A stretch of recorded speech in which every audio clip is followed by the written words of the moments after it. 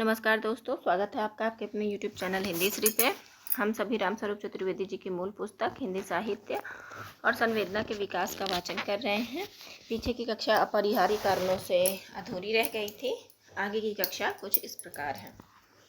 इस बात की ओर एक बार फिर ध्यान दिलाना होगा कि आधुनिक साहित्य के आरंभ में नाटक के उदय का विवेचन करते हुए रामचंद्र शुक्ल अपने इतिहास में आधुनिक गद्य साहित्य परंपरा का प्रवर्तन शीर्षक परिच्छेद के अंतर्गत लिखते हैं। विलक्षण बात यह है कि आधुनिक गद्य साहित्य की परंपरा का प्रवर्तन नाटकों से हुआ।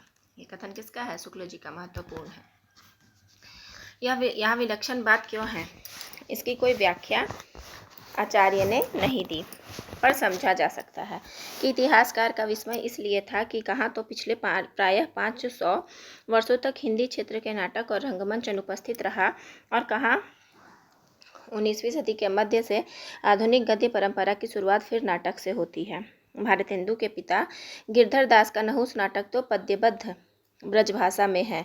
खड़ी बोली में राजा लक्ष्मण सिंह द्वारा गद्य में अनुदित शकुंतला नाटक जो 1862 का है। यह लक्ष्मण सिंह जी की रचना है। अनुवाद किया था उन्होंने। फिर भारतेंदु हरीशचंद्र और उनके सहयोगी प्रताप नारायण मिश्र और बद्री नारायण चौधरी प्रेमघन के नाटक खड़ी बोली गद्य में एक के बाद एक क्रम में चले आते हैं। पर क्या आधुनिक गद्य साहित्य परंपरा का प्रवर्तन नाटक से होना सचमुच ऐसी विलक्षण बात है? प्रश्न सूचक है।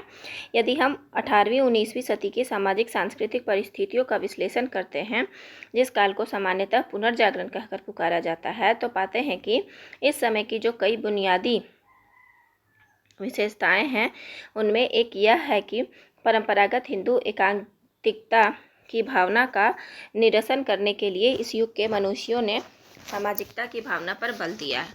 इसलिए सामाजिक छुआछूत को हटाने और पुरुष और स्त्री को बराबर का दर्जा दिए जाने की लगातार उन्होंने वकालत की। उन्होंने जो संगठन बनाए, उनके नामकरण में यह प्रवृत्ति अच्छी तरह देखी जा सकती है। ब्रह्म समाज, प्रार्थना समाज, आर्य समाज, स्वयं भारतेंदु हरीशचंद्र का तदीय समाज, यो सामाजिकता की भावना विकसित करना उनके कार्यक्रम का एक मुख्य अंग था। ये जो सारे समाज है, उनका क्या था? सामाजिकता की भावना को विकसित करना।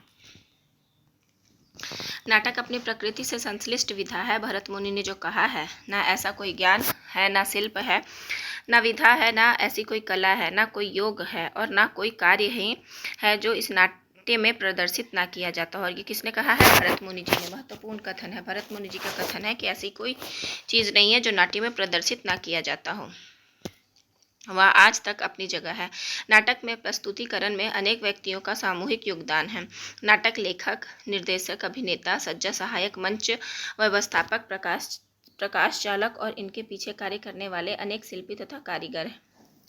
नाट्य रचना में इन सब का गुणात्मक सहयोग है। दूसरी ओर नाटक का आस्वाद भी अपनी प्रकृति में सामूहिक है। अनेक व्यक्ति एक साथ बैठकर उसे देखते हैं और इस एक साथ बैठने में नाटक का प्रभाव बढ़ता है, क्योंकि मनोभाव अपनी प्रकृति से अनेक बार संक्रामक होते हैं।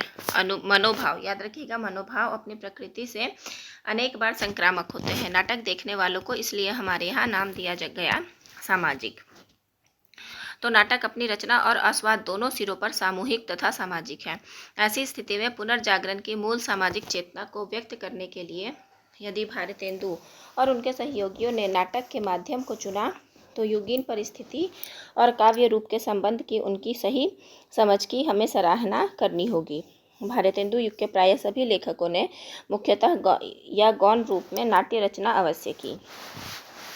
इस युग के नाटककार और उनकी प्रमुख नाट्य रचनाएं हैं। देवकीनंदन त्रिपाठी की प्रकाशित अप्रकाशित 10 नाटक हैं। शिवनंदन सहाय का कृष्ण सुदामा नाटक। शिवनंदन सहाय का कृष्ण सुदामा नाटक, याद रखिएगा, शिव जी कृष्ण जी के पास सुदामा बनकर गए थे। प्रताप नारायण मिश्र का संगीत शाकुंतल। संगीत प्रताप जी जो है शकुंतला के पास संगीत गाते हैं। बद्री नारायण चौधरी का भारत सौभाग्य। तो याद रखिएगा कि बद्री नारायण भारत के सौभाग्य हैं और ये 1879 में आया था। बालकृष्ण भट्ट का दमयंती स्वयंवर। तो बालकृष्ण जो है दमयंती का स्वयंवर कराते हैं, या नल दमयंती भी कहा जा सकता है इसको। और ये 2 रचनाएं हैं, दमयंती स्वयंवर और नल दमयंती। शीतला प्रसाद त्रिपाठी का जानकी मंगल नाटक जो 1868 का है, श्रीनिवास दास का रणधीर प्रेम मोहिनी जो 1877 का है, संयोगिता स्वयंवर 1884 का है, राधा कृष्ण दास की महारानी पद्मावती 1893 का है, राधा कृष्ण दास की महारानी पद्मावती, राधा जो है महारानी पद्मावती। राजस्थान केसरी अथवा महाराणा प्रताप सिंह, 3 रचनाएं हैं, महारानी पद्मावती, राजस्थान केसरी और अथवा महाराणा प्रताप सिंह। अयोध्या सिंह उपाध्याय हरिऔध का रुक्मणी परिणय नाटक जो 1894 की है।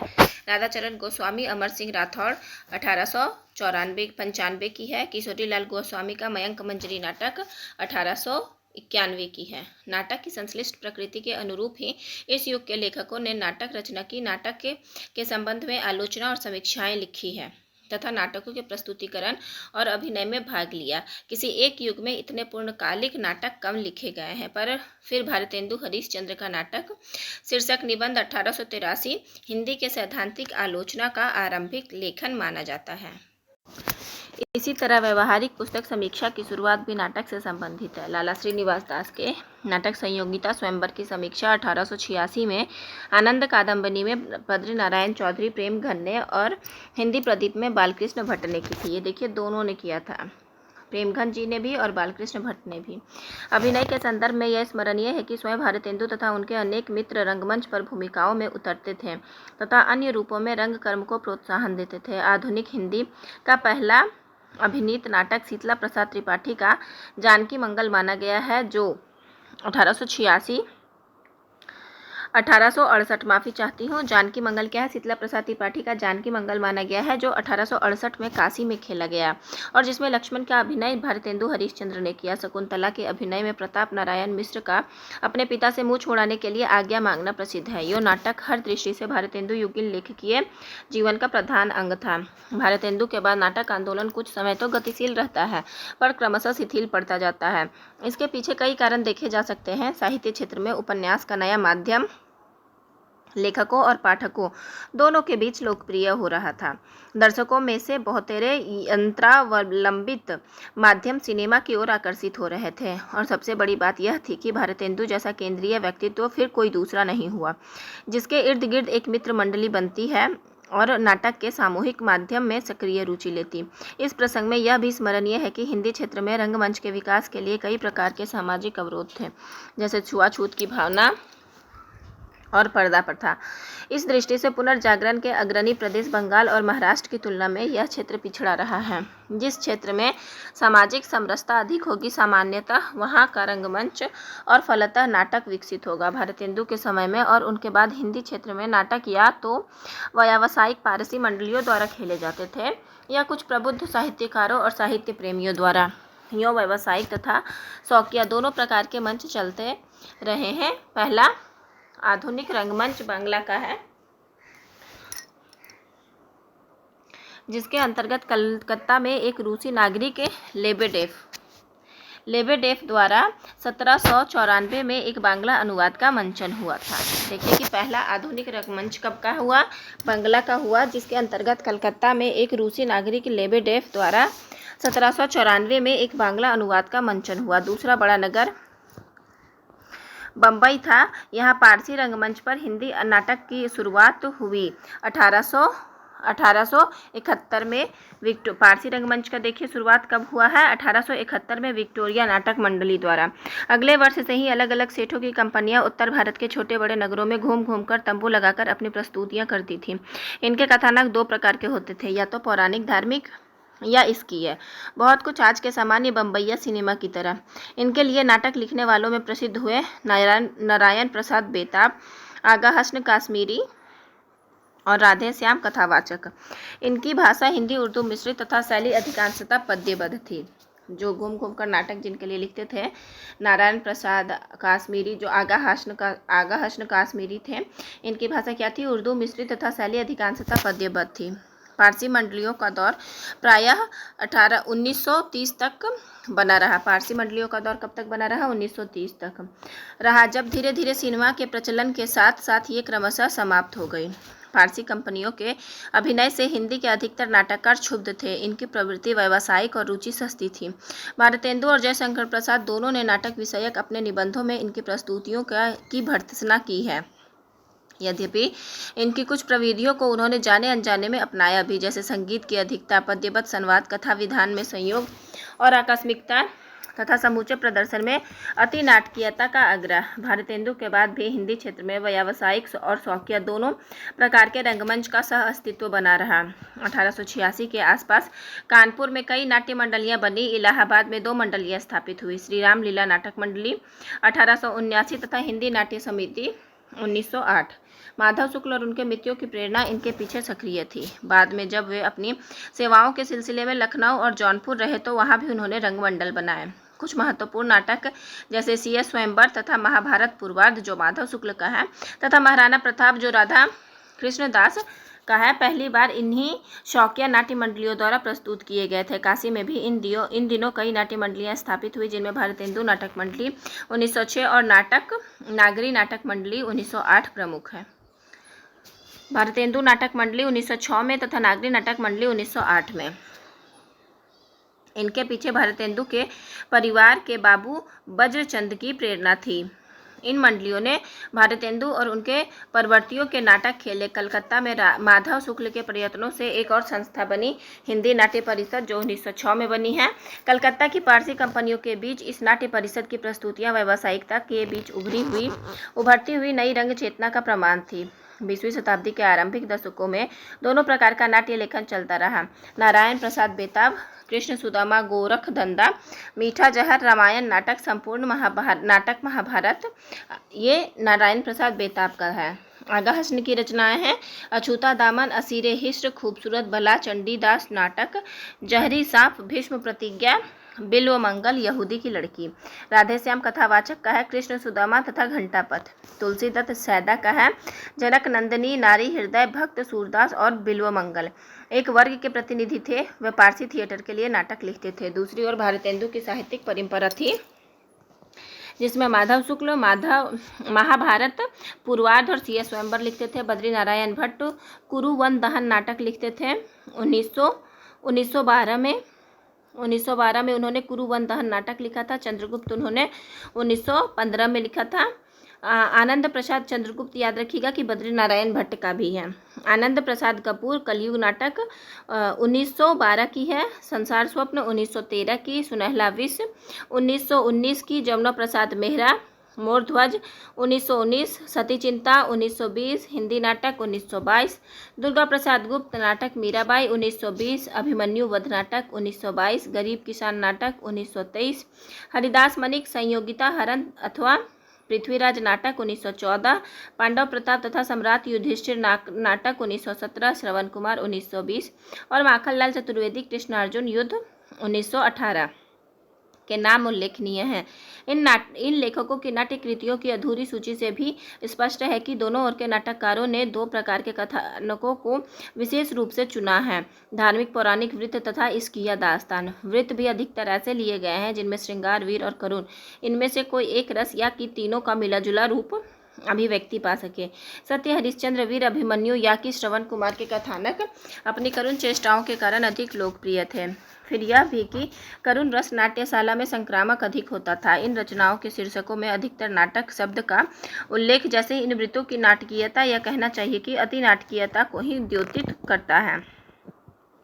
पुनर्जागरण की चेतना को व्यस्त करने की उत्सुकता में इन नाटकों का संदेह सदैव ही मुखर हो गया है। अपने हर पक्ष में ये अतिकथन के नाटक हैं। उस युग में वस्तुतः अतिकथन और नाटक को पर्याय जैसा मान लिया गया है। भाषा शैली की दृष्टि से जहाँ पारसी कंपनियों के नाटक पूरी तरह उर्दू की ओर झुके हुए हैं, वह इन शौकिया कोटि के नाटकों की भाषा शैली साहित्यिक है। संवाद बीच बीच में पद्यबद्ध आ जाते हैं। सामाजिक दृष्टि से अलग अलग प्रकार के चरित्रों के लिए अलग अलग तरह की भाषा का प्रयोग है। संगीत बहुलता की प्रवृत्ति प्रायः सर्वत्र मिलेगी। कुल मिलाकर ये नाटक संस्कृत नाट्य परंपरा के साथ लोकमंच और पारसी रंगमंच के लिए के लोकप्रिय तत्वों को मिलाकर रचे गए हैं। हिंदी नाटक के इतिहास में जयशंकर प्रसाद की स्थिति एक विचित्र प्रकार के अंतर्विरोध से ग्रस्त है। नाट्य संभावना उनकी रचनाओं में सर्वाधिक है, जबकि उनके साहित्यिक परिदृश्य पर आते जाते भारतेंदु कालीन रंगमंच एकदम शिथिल हो जाता है। संस्कृत नाट्य परंपरा के साथ अपने नाटकों में वे लोकमंच, रामलीला, रासलीला, नौटंकी और पारसी थिएटर के तत्व रखते हैं, पर अपेक्षया हल्के रूप में। इसकी जगह वे पाश्चात्य नाट्य परंपरा के कुछ तत्वों को पूरे आत्मविश्वास के साथ नियोजित करते हैं। प्रेमचंद और रामचंद्र शुक्ल की तरह ही वे पश्चिम से कहीं आक्रांत नहीं होते, वरन वहाँ के तत्वों का अपनी रचना में कुशलतापूर्वक उपयोग करते हैं, जो भारतीय पुनर्जागरण की एक विशिष्ट प्रवृत्ति है। आधुनिक नाटक के संघर्ष प्रधान विधान में भारतीय और पाश्चात्य तत्वों की टकराहट की वस्तु अधिक प्रभाव के साथ व्यक्त हो सकी है। हिंदी नाटक में प्रसाद के आने से गुणात्मक परिवर्तन होता है। देखिए, गुणात्मक परिवर्तन होता है। सीधी सपाट भाषा की तुलना में लाक्षणिक और अधिक अर्थ संपन्न भाषा का प्रयोग होने लगता है, जिसे उन्होंने छायावादी कविता के तत्वाधान में विकसित किया है। इसी के समानांतर देवता राक्षस ध्रुवों से हटकर अधिक मानवीय चरित्र बनते हैं, जिनमें अच्छाई और बुराई के तत्व एक साथ हैं, और इसलिए उनमें संघर्ष और अंतर्द्वंद बराबर चलता रहता है। फिर अब तक के मनोरंजन, उपदेश और लालित्य भाव की तुलना में अपने नाटक शीर्षक निबंध में भारतेंदु ने नवीन नाटकों की रचना के 5 मुख्य उद्देश्य बताए हैं। देखिए, किन्होंने बताया है? भारतेंदु जी ने नवीन नाटकों की रचना के 5 मुख्य उद्देश्य बताए हैं। पहला श्रृंगार, दूसरा हास्य, तीसरा कौतिक, चौथा है समाज संस्कार, 5वां है देश वत्सलता। फिर से सुनिए, श्रृंगार, हास्य, कौतुक, समाज संस्कार, देश वत्सलता। प्रसाद के नाटक बराबर एक बौद्धिक विचारधारा का आधार लेते हैं। इस प्रकार जैसे प्रेमचंद के हाथों में उपन्यास एक परिपक्व कला रूप बनता है, वैसे ही प्रसाद के हाथों में नाटक पर रंगमंच से विच्छिन्न रहकर उसकी संभावनाएं पूरी तरह संपन्न नहीं होती। हिंदी क्षेत्र में रंगमंच जैसा संकेत किया गया है, कुछ तो सामाजिक रूढ़ियों के चलते विकसित नहीं हो पाया। फिर यहाँ अभिनेता को नाटक लेखक ने अपने से ही हीन माना और दोनों के बीच सहयोग के बजाय अंतराल बढ़ता गया। अपने रंगमंच शीर्षक निबंध में देखिए कि निबंध का शीर्षक है रंगमंच, और ये किसकी है? तो प्रसाद की है। अपने रंगमंच शीर्षक निबंध में प्रसाद लिखते हैं, प्रत्येक काल में माना जाएगा कि काव्यों के अथवा नाटकों के लिए ही रंगमंच होते हैं। काव्यों की सुविधा जुटाना रंगमंच का काम है। रंगमंच के संबंध में यह भारी भ्रम है कि नाटक रंगमंच के लिए लिखे जाए। यहाँ देखिए, नाटक रंगमंच के लिए लिखे जाए। यत्न तो यह होना चाहिए कि नाटक के लिए रंगमंच हो। यह बहुत महत्वपूर्ण कथन है। नाटक पहले या कि रंगमंच, इस दुष्चक्र में पड़कर हिंदी क्षेत्र के रंगमंच लंबे अरसे तक शिथिल पड़ा रहा। पर हमें यह समझना होगा कि रंगमंच के प्रति अपने इस घोषित पूर्वाग्रह के बावजूद प्रसाद के नाटकों में अभिनेयता के तत्व कम नहीं हैं। यद्यपि हिंदी आलोचना की 3 पीढ़ियां एक प्रवाद के रूप में मानती रही है कि प्रसाद के नाटक अभिनय नहीं हैं। नाटक संबंधी पहले व्यवस्थित सैद्धांतिक ग्रंथ रूपक रहस्य में बाबू श्याम सुंदर दास ने लिखा है। देखिए, श्याम सुंदर दास का निबंध कौन सा है? ये सैद्धांतिक ग्रंथ है, ये रूपक रहस्य, और उसमें उन्होंने क्या लिखा है? किंतु उनके यानी प्रसाद के नाटकों में सबसे बड़ा दोष यह माना जाता है कि वे रंगमंच के योग्य नहीं होते। इसी स्वर में हजारी प्रसाद द्विवेदी ने प्रसाद का साहित्य नामक संकलन में घोषित किया, ये नाटक अभिनय के योग्य नहीं है। देखिए, घोषित किसने किया? हजारी प्रसाद द्विवेदी ने। और वो जो बड़ा दोष माना जाता है कि योग्य नहीं है, ये बाबू श्याम सुंदर दास जी ने। काशी की ही 3री पीढ़ी के आलोचक बच्चन सिंह का मत अपनी पुस्तक हिंदी नाटक में इस प्रकार है। यदि पूर्वाग्रह को छोड़कर विचार किया जाए तो कहना होगा कि प्रसाद के नाटकों में जो गांधीर्य आया है, उसके मूल में रंगमंच की अवहेलना का बहुत कुछ योग है। इन आलोचकों की से सर्वथा विरोधी मत शांता गांधी का है, जो राष्ट्रीय नाट्य विद्यालय की प्राध्यापक और सक्रिय रंगकर्मी हैं। नटरंग त्रैमासिक में वे लिखती हैं, प्रसाद के नाटकों की सभी समस्याओं को सुलझाकर उन्हें अत्यंत सफलतापूर्वक रंगमंच प्रस्तुत किया जा सकता है और उनका अवश्य ही प्रदर्शन होना चाहिए। ये समस्याएं क्या है, इन्हें भी समझा जाना चाहिए। प्रसाद के नाटकों के मंचन में जो कठिनाइयां सामने आती है, उन्हें संक्षेप में यूँ प्रस्तुत किया जा सकता है। नाटकों का कलेवर सामान्यतः बड़ा है, दृश्यों की संख्या अधिक है और ये स्वभावतः जल्दी जल्दी बदलते हैं। पात्र बहुत हैं, कई स्थानों पर त्रुटिपूर्ण मंच विधान है और कहीं कहीं दार्शनिक क्लिष्ट भाषा है। तथ्य के रूप में ये आपत्तियां जायज हैं, पर ये सभी नाटकीय विधान के व्यवहारिक स्तर हैं और उसी स्तर पर उनका समाधान किया जा सकता है। कई समस्याएं तो नाटक के संपादन और संक्षेपण से सुलझ जाती है। शेक्सपियर के संपादन में उनके नाटकों की भाषा का उच्चारण की दृष्टि से आधुनिकीकरण कर लिया गया है। प्रसाद के मंच विधान का आधुनिकीकरण इस सादृश्य पर किया जाना चाहिए। अंधा युग के यशस्वी रचनाकार धर्मवीर भारती ने अंधा युग के रचनाकार धर्मवीर भारती ने एक बार चंद्रगुप्त मौर्य की मंचीय कठिनाइयों का विश्लेषण करते हुए व्यंग में कहा था कि उसकी हर एक प्रस्तुति से में 2 शेरों का खर्च है। मतलब 2 शेर को रखने में जितना खर्च है उतनी एक प्रस्तुति में है। एक शेर प्रथम अंक के चौथे दृश्य में मारा जाता है और दूसरे 10वें दृश्य में। इस तरह यदि एक पखवाड़े तक यह खेल चले तो 30 शेर खत्म हो जाएंगे। यानी एक बार अगर ये प्रदर्शन किया गया एक पखवाड़ा तक तो 30 शेर का लालन पालन मतलब खत्म हो जाएगा। और ये वन्य जीवन के संरक्षक शेरों की घटती जनसंख्या को लेकर यूं ही चिंतित है। और ये कथन किसका है? धर्मवीर भारती का। स्पष्ट है कि नाट्य लेख में भले शेर को मंच पर मारे जाते दिखाया गया है, पर वास्तविक प्रस्तुति में इस दृश्य को नेपथ्य में रखा जा सकता है। इसी प्रकार से प्रथम अंक के छठे दृश्य में सिंधु में आती हुई नौका और उस पर बैठकर जाती मालविका की स्थिति है। इन सारे कठिन दृश्यों से संपादन की प्रक्रिया में आसानी से निपटा जा सकता है। मंच संबंधी कुछ अन्य कठिनाइयों को चंद्रगुप्त मौर्य के संबंध में ही देखा जाए तो सामान्यतः प्रसाद की सर्वश्रेष्ठ नाट्य कृति माना जाता है। माफी चाहती हूँ। तो दृश्यों के विस्तार को संक्षेपण में कम किया जा सकता है। चंद्रगुप्त में अंकों और दृश्यों का क्रम इस प्रकार है। पहले अंक में 11 दृश्य हैं, दूसरे में 10, तीसरे में 9 और फिर चौथे में 14। यह कुल दृश्यों की संख्या 44 है, जिनमें तक्षशिला और सिंधु से लेकर मगध तक के दृश्य हैं। ऐसे ही स्थिति पात्रों की है। 21 पुरुष पात्र हैं और 9 स्त्री पात्र हैं। कुल संख्या 30 है। नाटकीय समय प्रायः 25 वर्षों का है। यह हर प्रकार का विस्तार, संक्षेपण और संपादन में कम किया जा सकता है। फिर यथार्थवादी मंच के बजाय नाटक को प्रतीकात्मक रंगमंच पर प्रस्तुत करने में व्यवहारिक कठिनाइयाँ और कम होंगी। दूसरी ओर अभिनय कला की संभावनाएं बढ़ेगी। नाटक की भाषा कुछ दुरूह हो सकती है, पर उसका प्रवाह उसे मंच पर समरस बनाए रहता है। गीतों की संख्या भी कम की जा सकती है।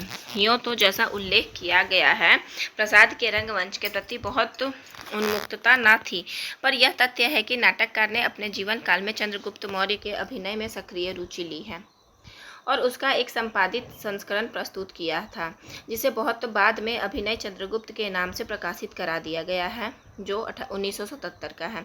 चंद्रगुप्त मौर्य का यह अभिनय दिसंबर 1933 में काशी में हुआ था।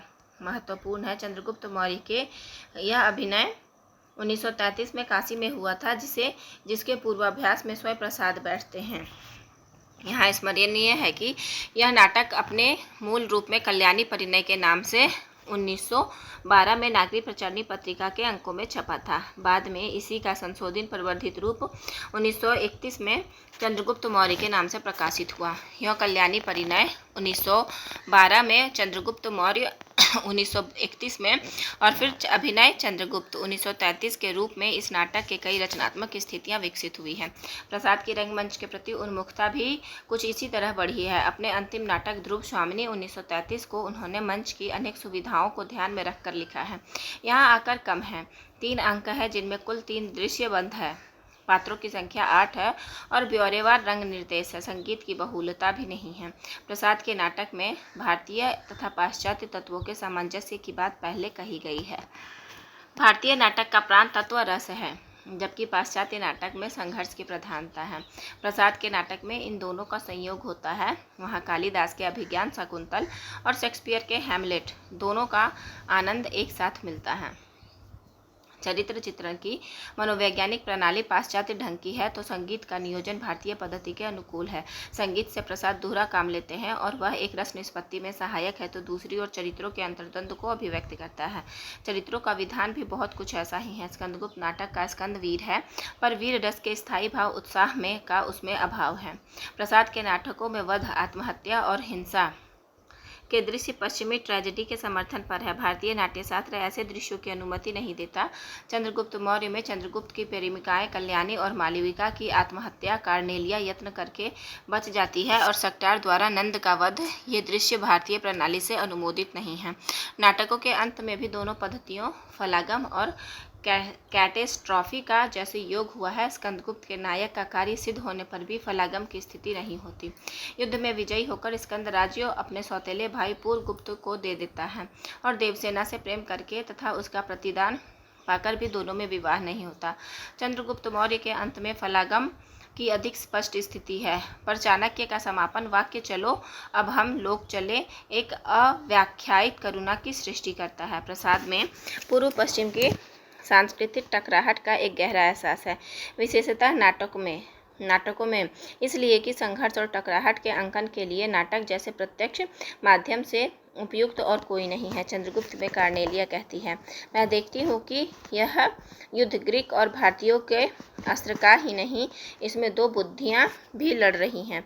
यह अरस्तु और चाणक्य की चोट है। पुनर्जागरण के राष्ट्रीय संदर्भ में प्रक्षिप्त यह वाक्य समकालीन सांस्कृतिक प्रक्रिया पर एक गहरी टिप्पणी है। राष्ट्रीय भावबोध की अभिव्यक्ति प्रसाद के नाट्य विधान का मूलाधार कहा जा सकता है। इतिहास के माध्यम से राष्ट्रीय भावना को उद्दीप्त करने का सजग प्रयास उनके अधिकतर नाटकों में द्रष्टव्य है। यह ध्यान देने की बात है कि प्रसाद जब लिख रहे थे उन दिनों सभी काव्य रूपों के लिए पौराणिक इतिवृत्त काफ़ी लोकप्रिय थे। तब पर प्रसाद ने पुराण को छोड़कर इतिहास से अपने लिए कथानक चुने हैं। शायद उन्हें यह अनुभव था कि पुराण के प्रति जातीय मानस में श्रद्धा होती है, जबकि इतिहास में वह आत्मीयता का अनुभव करता है।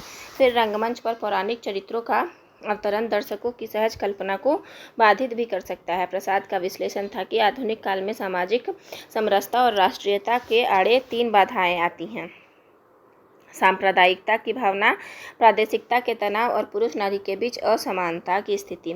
अपने प्रधान नाटकों अजातशत्रु, स्कंदगुप्त, चंद्रगुप्त और ध्रुव स्वामिनी में उन्होंने इन्हीं का समाधान देने का यत्न किया है। सांप्रदायिक विद्वेष का चित्र उन्होंने ब्राह्मणों और बौद्धों के संघर्ष के बीच उतारा है, जिसके उदाहरण स्कंदगुप्त, चंद्रगुप्त में देखे जा सकते हैं। सांप्रदायिक संघर्ष से भिन्न आर्य और आर्येतर जातियों का संघर्ष जन्मेजय का नागयज्ञ में चित्रित हुआ है।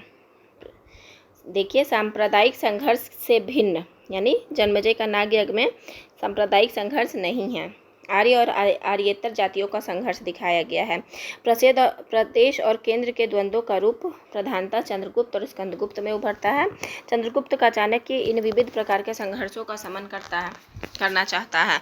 तक्षशिला के गुरुकुल में अपने शिष्य सिंहरन और चंद्रगुप्त को संबोधित करके वह कहता है, मालव और मागध को भूलकर जब तुम आर्याव्रत का नाम लोगे तभी वह मिलेगा। पुरुष के आतंक से नारी मुक्ति की समस्या ध्रुव स्वामिनी में अंकित हुई है। इस प्रकार हम पाते हैं कि प्रसाद के नाटकों का कथानक और चरित्र तो ऐतिहासिक है, पर उनकी समस्याएं आधुनिक है। यह नाटककार ने इतिहास को निरपेक्ष रूप में नहीं वरन समकालीन अनुभव के अंग रूप में चित्रित किया है, पर इतिहास के अपने तथ्यों की रक्षा के लिए भी उनकी चिंता बराबर देखी जा सकती है। ऐतिहासिक नाटकों की लंबी भूमिकाओं में उन्होंने उपजीव्य काल की अनेक समस्याओं पर विस्तार से विचार किया है। चंद्रगुप्त मौर्य नाटक की तो भूमिका भी मूल नाटक की तरह कई चरणों में विकसित हुई है। सम्राट चंद्रगुप्त मौर्य नामक निबंध स्वतंत्र पुस्तक रूप में 1909 में प्रकाशित हुआ था। फिर चित्राधार का प्रथम संस्करण 1918 में यह संकलित हुआ है और अंततः अपने संशोधित तथा संक्षिप्त रूप में वह चंद्रगुप्त नाटक की भूमिका बना है। 1931 रचना विधान की दृष्टि से यह रोचक संयोग है कि नाटक का स्वरूप अपने आकार में बढ़ा है, जबकि भूमिका की सामग्री कम हुई है और क्रमशः दोनों के बीच आवश्यक संतुलन बन गया है। आज का वाचन यहीं तक। आगे जो है 13वां क्रम जो है उसका वाचन हम अगली कक्षा में करेंगे। धैर्य से बने रहने के लिए आपका बहुत बहुत धन्यवाद। आशा करती हूँ कि यह वीडियो आपको लाभान्वित करेगी, और इसे जो भी सुन रहे हैं, अगर मुझ में कहीं भी सुधार की गुंजाइश हो तो आप मुझे अवश्य कमेंट के माध्यम से अवगत कराएं। मैं अपने आप में सुधार की पूरी कोशिश करूँगी।